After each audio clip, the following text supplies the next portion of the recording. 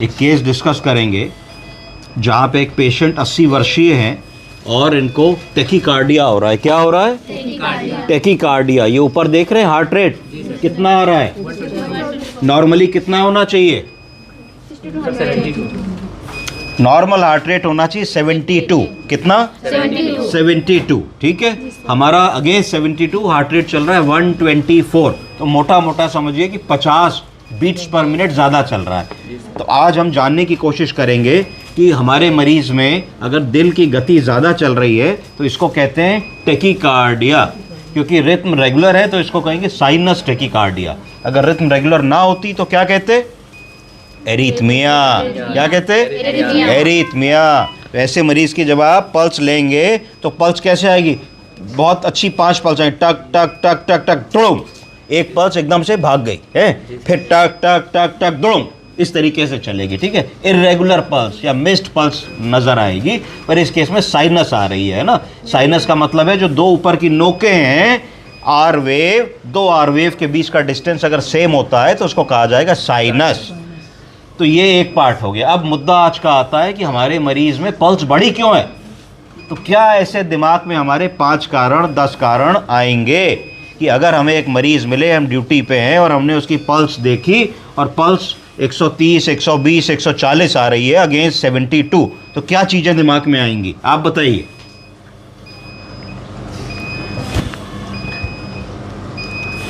Pulse बढ़ी है, क्या चीज़ दिमाग में आती है? क्यों बढ़ सकती है? पल्स बढ़े, कोई स्ट्रेस लेगा या तनाव में बढ़ जाती है। ठीक है, मैंने मान लिया। उस तनाव की बड़ी पल्स को पेल्पिटेशंस कहते हैं। क्या कहते हैं? पेल्पिटेशन। की मरीज आता है, कहता है डॉक्टर साहब एकदम से कुछ देख लिया तो धड़कन हो गई। वो एक पार्ट हो गया है ना, पर अब पता नहीं इन्होंने देखा कि नहीं देखा, तनाव हुआ कि नहीं हुआ। और बताओ।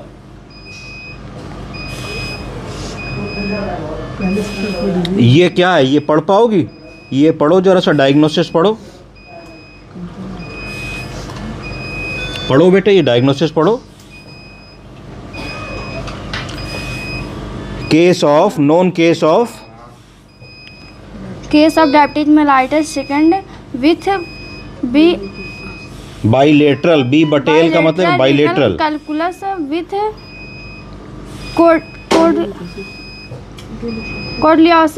कोलिलिथियासिस। क्या मतलब है इसका? गॉल ब्लैडर में स्टोन। आगे आइए।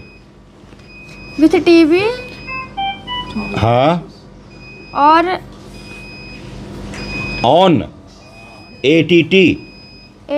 मतलब इस व्यक्ति को ट्यूबरक्लोसिस है। क्या है? ट्यूबरक्लोसिस। और वो टीबी की दवाओं के ऊपर है, उनको कहा जाता है एटीटी। एटीटी का फुल फॉर्म क्या होता है? Anti tubercular treatment. ठीक, आगे आइए।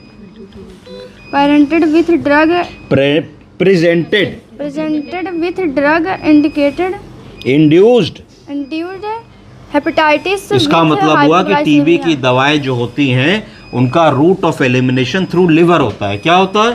तो बहुत सारे लोगों में जब हम टीबी का इलाज शुरू करते हैं तो उनको जॉन्डिस होने लगती है। जॉन्डिस के क्या लक्षण होते हैं? आंखें पीली दिखने लगती हैं, पेशाब पीला हो जाता है, भूख कम हो जाती है। तो इन्होंने इसमें लिखा कि मरीज को टीबी है, टीबी के लिए एंटी ट्यूबरकुलर ट्रीटमेंट शुरू किया। एंटी ट्यूबरकुलर ट्रीटमेंट शुरू करने के बाद उनके लिवर में सूजन आ गई, जॉन्डिस होने लगी, जिसको हमने कह दिया ड्रग इंड्यूस्ड हेपेटाइटिस। आगे आइए। With glycaemia and liver SOL cause query with hypoglycaemia. और इस प्रकरण में इनकी शुगर भी कम हुई। अल्ट्रासाउंड में लिवर में कुछ गांठें निकली। गांठें कैसी हैं ये अभी पता नहीं है क्योंकि हम बायोप्सी नहीं कर पाए हैं। तो गांठें अच्छी भी हो सकती हैं। अच्छी का मतलब है कि नॉन कैंसरस, और कैंसरस भी हो सकती हैं, टीबी की वजह से भी हो सकती हैं। ठीक है जी। तो ये इस कागज़ पे लिखा, ये इस केस का प्रेजेंटेशन है। अब हमारा अभी का सवाल ये आ रहा है कि इनकी हार्ट रेट बढ़ी है, पल्स रेट बढ़ी है, जिसको टेकीकार्डिया कहते हैं। इनमें क्यों हो रही है? क्या क्या कारण हो सकते हैं? तो सीखिए। सबसे पहला टेकीकार्डिया का कारण हो सकता है फीवर।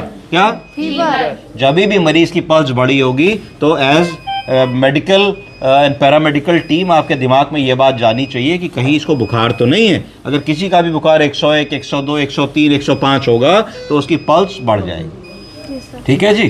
तो टेम्परेचर लेके थर्मामीटर से आप रूल आउट कर सकते हैं। दूसरी चीज़ क्या हो सकती है पल्स ज़्यादा होने के लिए? पेन। अगर किसी भी व्यक्ति को पेन होगा तो भी उसकी पल्स बढ़ जाएगी, उसको टैकीकार्डिया होने लगेगा। तो दो सरल चीज़ें हमने बता ली कि साहब देख लेंगे बुखार तो नहीं है, देख लेंगे किसी प्रकार का कोई दर्द तो नहीं। तीसरा कारण क्या हो सकता है? अगर किसी भी मरीज का बीपी बहुत लो या हाई होगा तो भी पल्स बढ़ जाएगी। लो बीपी को क्या कहते हैं? हाइपोटेंशन। हाई बीपी को क्या कहते हैं? हाइपरटेंशन। तो हाइपरटेंशन अगर बहुत ज्यादा बीपी होता है तो उसको हाइपरटेंसिव क्राइसिस भी कहते हैं। क्या कहते हैं? Hypertensive crisis. खूब तेज बीपी हो जाता है, 210/110, दिमाग में सूजन आने लगती है, चक्कर आने लगता है, आदमी को बेहोशी आने लगती है, तो भी पल्स बढ़ सकती है। और लो बीपी होगा तो भी हार्ट कोशिश करेगा किसी तरीके से कि लो बीपी में दिमाग तक हम ऑक्सीजन पहुंचाएं। क्या कोशिश करेगा? क्योंकि अगर बीपी लो होता है तो चक्कर क्यों आता है? क्योंकि हम खड़े हैं, बीपी 70 हो गया तो 70 के प्रेशर से जब हार्ट पंप कर रहा है तो ब्रेन तक नहीं पहुंच रहा है, तो हमें चक्कर आने लगता है। तो चक्कर ना आए इसके लिए हार्ट में जो कंप्यूटर लगा है SA नोड और AV मोड, वो कोशिश करते हैं कि अब और तेजी से हार्ट को बीट करें कि किसी तरीके से ब्रेन तक हम ब्लड पहुंचा दें और आदमी गिरे ना। बॉडी का अपना इम्यूनिटी और मैकेनिज्म और कंपेंसेटरी मैकेनिज्म है। तो ये चौथा पांचवा हमारा कारण हो गया। छठा कारण क्या हो सकता है? अगर किसी भी आदमी को संक्रमण होगा, क्या होगा? सेप्टिसीमिया होगा, तो भी इन्फेक्शन में पल्स रेट बढ़ जाता है, नाड़ी बढ़ जाती है। ठीक है, तो ये तीसरा कारण हमको समझना है कि तीसरा हमारा ये कारण क्या है। चौथी चीज़ है कि पल्स अगर बढ़ रही है और पल्स इरेगुलर हो रही है तो हमारे दिमाग में आना चाहिए हार्ट की कोई बीमारी तो नहीं है। क्या आना चाहिए? हार्ट की कोई बीमारी तो नहीं है। हार्ट की बीमारी है कि नहीं कैसे पता लगाओगे? ECG करके। तो खटाक से ECG करना चाहिए। ECG में हमको दिख जाता है कि ये पल्स रेगुलर है और रिथम नॉर्मल है, तो इसका मतलब है कि हार्ट की बीमारी नहीं है। सिर्फ जो 4-5-6 कारण हम लोगों ने बताए, इन्हीं में से कोई ना कोई कारण होगा पल्स बढ़ जाने का, और वो हम ठीक कर ले जाएंगे। कैसे ठीक कर ले जाएंगे? बुखार है तो एक पैरासीटामोल की गोली देंगे, बुखार उतरेगा, ख़त्म हो जाएगा। अगर पेन है तो पेन का मैनेजमेंट कर दोगे तो ठीक हो जाएगा। अगर मान लो बीपी लो या हाई है तो मरीज आया बीपी 60 सिस्टोलिक है, पल्स 140 है, तड़ से तुमने 2 रिंगर लैक्टेट की बोतल लगाई, जहाँ 1 लीटर फ्लूइड गया, उसका बीपी 90-100 सिस्टोलिक है, पल्स नॉर्मल हो जाएगी। अगर मान लो मरीज आया उसको बहुत इन्फेक्शन हो रहा है, तुमने काउंट्स कराए, काउंट्स 40,000 आए, पल्स बढ़ी हुई है 140, तो तुम समझ लोगे कि हाँ भाई ये तो सेप्टिसीमिया के कारण है। देखिए मरीज का TLC बढ़ा है, DLC बढ़ा है, प्रोकैल्सिटोनिन बढ़ा है, एक्सरे में इतना बड़ा पैच है, इसलिए इसकी पल्स रेट ज़्यादा है। हम धीरे धीरे इन्फेक्शन को कंट्रोल करेंगे, हमारी पल्स रेट नॉर्मल हो जाएगी। तो ये मेजर कॉजेज हैं जो हमको याद होने चाहिए, पता होने चाहिए अगर कभी भी कोई आदमी हमारे पास टैकीकार्डिया करके आ रहा है। जैसे कि इन्होंने कहा कि पैनिक या एंग्जाइटी में भी बढ़ जाता है। तो अगर कोई ऐसा आदमी आया है जो एंग्शियस बहुत है कि साहब वो कल हमारा एग्ज़ाम है और हम पढ़ रहे थे, या कल हमारा कुछ टेस्ट है, या कल हमें कहीं जाना है, हमें एंग्जाइटी हो जाती है, पैनिक हो जाते हैं और पल्स आपको बहुत ज़्यादा आ रही है, वहाँ ना बुखार की दवा से ठीक होगा, ना दर्द की दवा से ठीक होगा, तो वहाँ एंग्जाइटी की दवा से ठीक होगा। किस दवा से? एंजाइटी की दवा से। पर थोड़ी हिस्ट्री लेनी होगी, क्या एंग्जाइटी है, क्या उनको एग्ज़ाम का फोबिया है, क्या उनको ऐसा होता है, तो फिर वो उसको डील करोगे। कौन सी बेस्ट दवा जानते हो, ड्रग ऑफ चॉइस? अगर किसी को एंग्जाइटी के कारण पल्स बढ़ रही है तो कौन सी दवा देने से पल्स ठीक होगी? नहीं, ना डायज़ीपाम ना लोराज़ीपाम। इससे पल्स नहीं कम होगी, इससे आदमी की एंग्जाइटी कम होगी, आदमी सो जाएगा। ये बेंजोडायज़ेपिन ग्रुप की दवाएं हैं। हमको बीटा ब्लॉकर ग्रुप की दवाओं से पल्स कम करनी होती है। प्रोप्रेनोलॉल, बोलिए प्रोप्रेनोलॉल। तो प्रोप्रेनोलॉल को 10 मिलीग्राम से शुरू करेंगे, सेफ ड्रग होती है। जहाँ हमने 10 मिलीग्राम दवा दी, मरीज की तर करके पल्स एकदम सेटल हो जाती है, मरीज की एंग्जाइटी खत्म हो जाती है। तो ये कुछ चीज़ें हम लोगों ने आज डिस्कस करी टैकीकार्डिया की। किसकी? अगली क्लास में हम लोग आपको इसकी उल्टी चीज़ सिखाएंगे। क्या सिखाएंगे? टैकीकार्डिया का उल्टा क्या है? ब्रेडीकार्डिया। ब्रेडीकार्डिया के बारे में बात करेंगे कि अगर मरीज को ब्रेडीकार्डिया हो रहा है तो क्या कारण हो सकते हैं, ब्रेडीकार्डिया से कैसे जान तक जा सकती है, ब्रेडीकार्डिया को कितना ज़रूरी है कंट्रोल करना, पेसमेकर क्या होता है, पेसमेकर कितने प्रकार के होते हैं, इंटरनल पेसमेकर क्या होता है, टेम्परेरी पेसमेकर क्या होता है और एक्सटर्नल पेसमेकर क्या होता है, इसके बारे में हम लोग अगली क्लास में बात करेंगे। कोई सवाल आप लोगों के? Any question? Thank you. Sir ECG मतलब बता दीजिए कैसे मतलब चेक करते हैं? ECG जो होता है वो 12 लीड ECG होता है। कैसा लीड? 12 लीड ECG होता है, और उसमें 4 लिम्ब लीड होती हैं और 6 चेस्ट लीड होती है। तो इस ECG में हम लोग हार्ट को देखते हैं हार्ट को 4 तरीके से देखा जा सकता है। कितनी तरीके से? 4 तरीकों से। हार्ट को सामने के तरीके से देखेंगे तो उसको एंटीरियर वॉल कहेंगे। क्या कहेंगे? Anterior wall. साइड से अगर देखेंगे तो उसको लेटरल वॉल कहेंगे।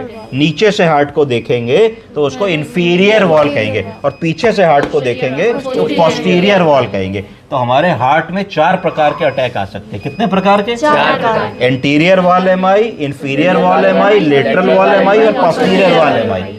तो हार्ट में 4 मेजर धमनियां होती हैं जो खून दे रही होती हैं। तो जो धमनी जिस वॉल को खून दे रही है, जिसमें क्लॉट जाके फंसेगा, उस वॉल को ब्लड जाना बंद हो जाएगा। जैसे उस वॉल को ब्लड जाना बंद हो जाएगा तो हार्ट का वो हिस्सा मरने लगेगा। क्या होने लगेगा? मरने लगेगा। हार्ट की मसल को क्या कहते हैं? मायोकार्डियम। मायोकार्डियल मसल या मायोकार्डियम।